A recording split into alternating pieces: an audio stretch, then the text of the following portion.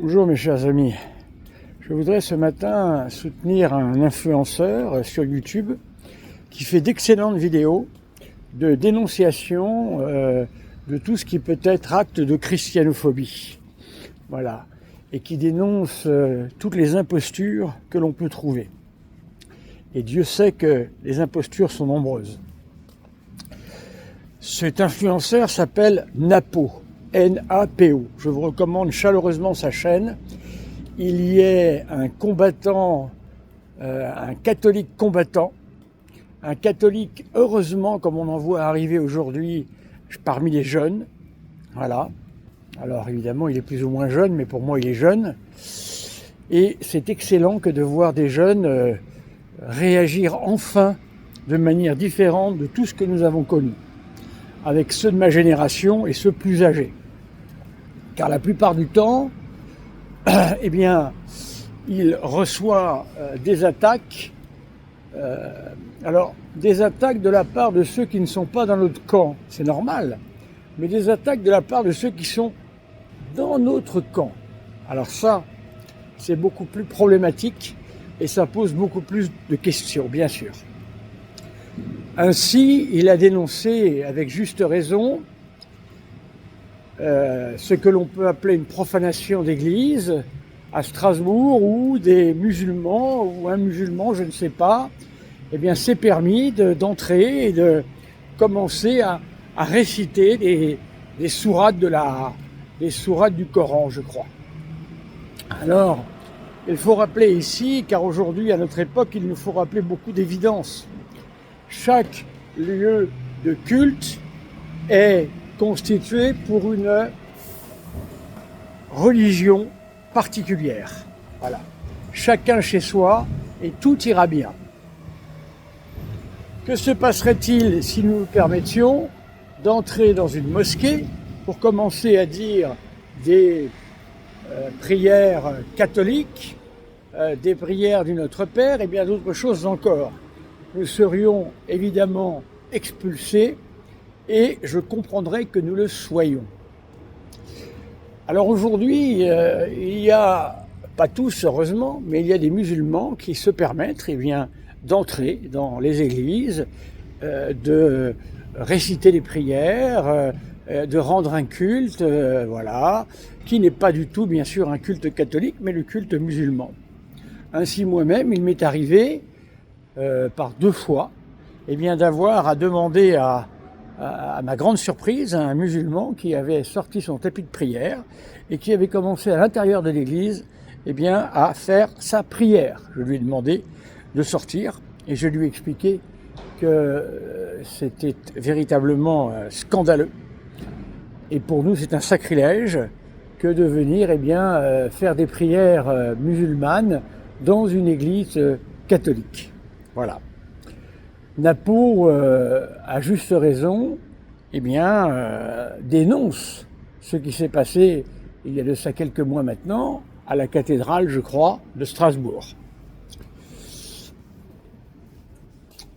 Le principal problème de Napo, à ce qu'il m'a expliqué, c'est que parmi les commentaires de rageux, comme l'on dit, d'haineux, moi j'en reçois énormément de la part de ceux qui devraient normalement défendre mon sacerdoce, nous le savons, mais qui aiment à m'appeler monsieur et à humilier mon sacerdoce. Ce sont des catholiques en peau de lapin aussi, même s'ils se croient de grands traditionalistes, ce ne sont rien du tout que des catholiques en peau de lapin.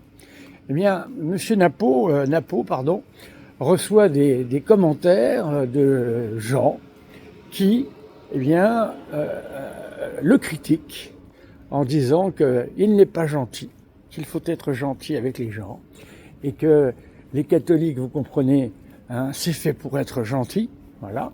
Et donc, il lui reproche ces critiques. Moi, je soutiens en tant que prêtre à 200% Napo, connaissant particulièrement bien ces prêtres et surtout ses fidèles. Voilà, ces fidèles qui viennent nous critiquer, qui sont généralement de ma génération ou un peu plus âgés, parce que maintenant je me fais traiter par les fameux catholiques en peau de lapin, que l'on appelle aussi sédévacantiste ou grand catholique. Quelle rigolade.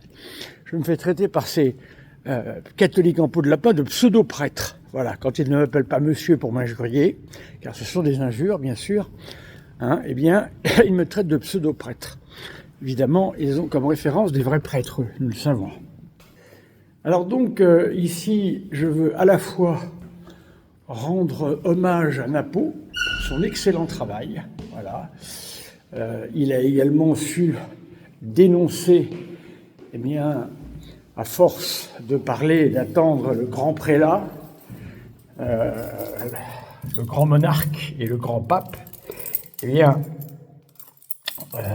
ils ont su, je pense que ce sont aussi les catholiques en peau de lapin, c'est les vacantistes, comme on appelle ça, voilà. Eh bien, ces catholiques en peau de lapin qui sont des gens qui n'hésitent pas à attaquer les prêtres, encore une fois. Voilà, pardonnez-moi. Donc je disais que ces catholiques en peau de lapin, eh bien, attaquent les prêtres, attaquent tous ceux qui se lèvent pour défendre la foi catholique et l'Église catholique surtout. Napo l'a fait courageusement, et il le fait courageusement, car il a également attaqué un pseudo-roi, M. De Biase, André De Biase, dont on se demande même s'il va à la messe le dimanche, je ne sais pas. Je ne peux pas, vraiment, je ne peux pas assurer que cet homme aille à la messe le dimanche, qui s'est fait soi-disant couronner roi.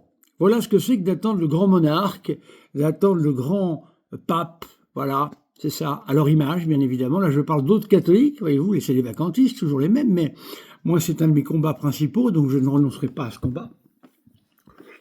Eh bien, ils ont suscité un roi, un pseudo-roi.